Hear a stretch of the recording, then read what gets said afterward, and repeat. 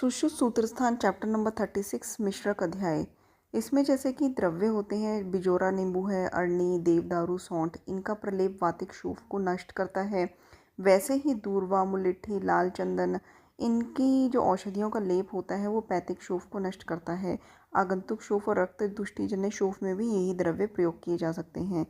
विषजन्य Schoof में विष को नष्ट करने वाली औषधियों का लेप करना चाहिए। जंगली अजवाइन है, फिर अश्वगंधा है, मजीठ, लाल चंदन, ये कफजन्य शोफ को नष्ट करते हैं।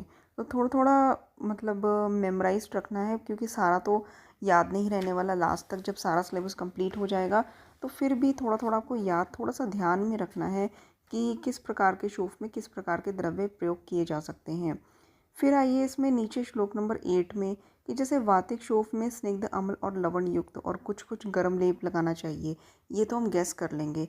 वैसे ही पित्त शोफ में दूध के साथ पिसा हुआ शीत लेप लगाना चाहिए। कफ शोथ में क्षार या गोमूत्र गर्म, मतलब गोमूत्र का प्रयोग करके गर्म लेप लगाना चाहिए। तो कफ जन्य में शोथ में क्षार और गोमूत्र, पित्त जन्य में दूध, और वातिक शोफ में स्निग्ध अम्ल और लवण द्रव्य का प्रयोग कर सकते हैं। फिर जो पाचन, ठीक है, जैसे कि कई द्रव्य होते हैं, जैसे तिल, सरसों, सत्तू, सूरा बीज, अलसी, और भी कई उष्ण द्रव्य होते हैं, ठीक है। इनका व्रण शोफ में ये सब पाचन करते हैं, ठीक है। फिर उसके बाद है जैसे कि दारण का काम दंती की जड़ है, चित्रक की छाल है, कनेर की जड़ है, ठीक है। तो इनको पीसकर लेप करने से शोथ का दारण होता है।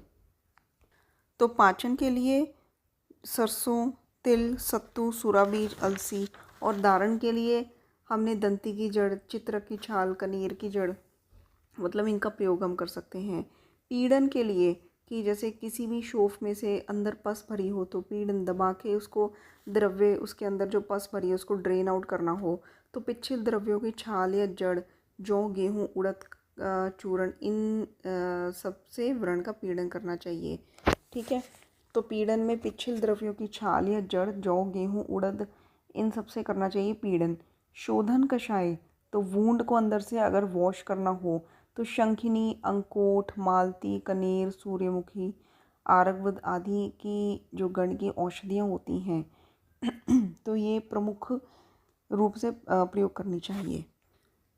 तो शोधन द्रव्य में, शोधन कषाय में आरगवद आदि गण की औषधियों का प्रयोग किया जाता है।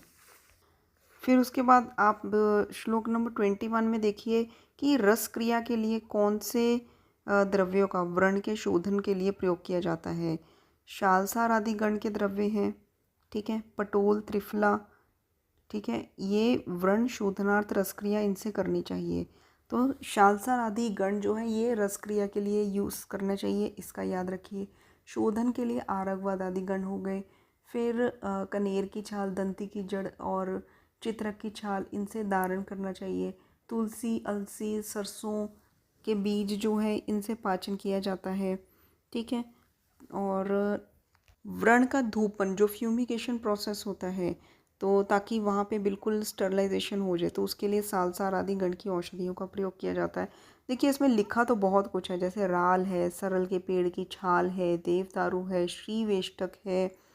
तो आपको मेन एक दो चीज़ें याद रखनी, इतना कुछ याद नहीं रहने वाला, ठीक है। जो मेन जो पूछी जाती हैं, जैसे धूपन द्रव्य के लिए, व्रण धूपन के लिए सालसार आदि गण है, और रसक्रिया के लिए भी सालसार आदि गण का प्रयोग किया जाता है। हीलिंग के लिए, रोपण के लिए, तो रोपण में कषाय रस बहुत अच्छा होता है। तो शीत वीर्य कसैले वृक्षों की छाल से सिद्ध किया हुआ क्वाथ, ठीक है, ये रोपण के लिए प्रयोग होता है। और कई चीज़ें हैं, जैसे काकोल्य आदि गण की औषधियाँ हैं, ठीक है। वट, पीपल आदि शीर वृक्षों की जटा, तो ककोल्य आदि गण जो है इनसे भी रोपण करते हैं। एंड कसैले वृक्षों की छाल, शीत वीर्य द्रव्य, इनसे भी रोपण किया जाता है।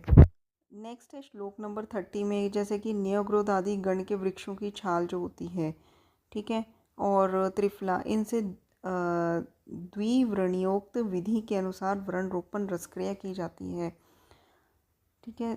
न्योग्रोध आदि गण और त्रिफला, इनसे भी व्रण रोपण के लिए रसक्रिया करनी चाहिए। उत्साधन द्रव्य जो होता है इसमें भी काकोली आदि जो गण होते हैं ये व्रण के उत्साधन के लिए उत्तम माने जाते हैं। फिर नेक्स्ट है कि और भी चीज़ें हैं, कासीस, सैंधव लवण, सुरा बीज, ये भी व्रण को नष्ट करने के लिए उत्साधन में जो है प्रयोग किए जाते हैं।